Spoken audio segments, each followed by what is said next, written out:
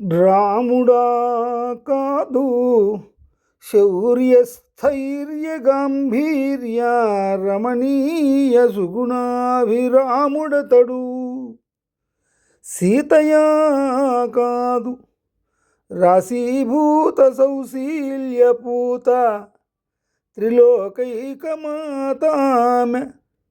భరతుడా కాదు సౌభ్రాత్ర సౌజన్య సంభరితుడవు ఆదర్శ చరితుడతడు.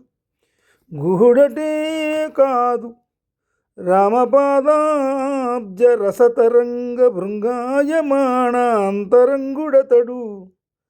అదియు రామాయణం బటే ఆది కవి ఉపాయనం విచ్చు ప్రేమ రసాయనంబు.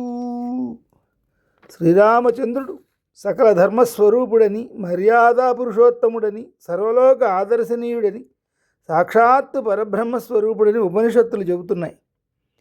ఆ సంవిధానంలోనే ఆదికవి వాల్మీకి మహర్షి శ్రీరాముణ్ణి విశిష్ట గుణశోభితుడిగా తీర్చిదిద్దాడు.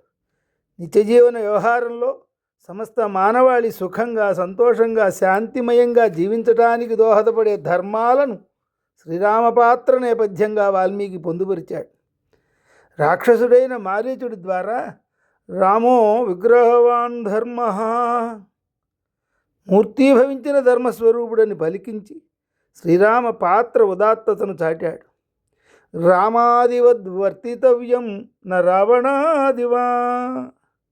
రాముడిలా మనిషి జీవించాలి తప్ప రావణుడిలా కాదు అనే దివ్య సందేశాన్ని రామకథ ద్వారా వాల్మీకి అందించాడు.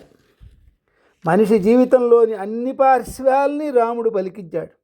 మానవ జీవితంలోని సంవేదనలను, సంక్లిష్ట పరిస్థితులను ఎదుర్కొన్నాడు. ఎన్ని కష్టాలు ఎదురైనా ఆత్మనిగ్రహాన్ని పాటించాడు. ధైర్య స్థైర్యాలతో పరిస్థితులు చక్కబెట్టాడు.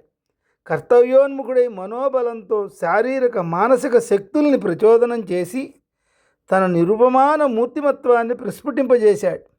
అందుకే శ్రీరాముడి గుణాలు, శ్రీరామ కథ ఉదాత్త అంశాలు నేటికి నాటికి ఏనాటికైనా ఆదర్శనీయాలే, సర్వకాల సర్వావస్థల్లోనూ అనుసరణీయాలు. అవి ఆచంద్రతారార్కం దేదీప్యవంతంగా భాసిల్లే దివ్య జీవన సోపానాలు.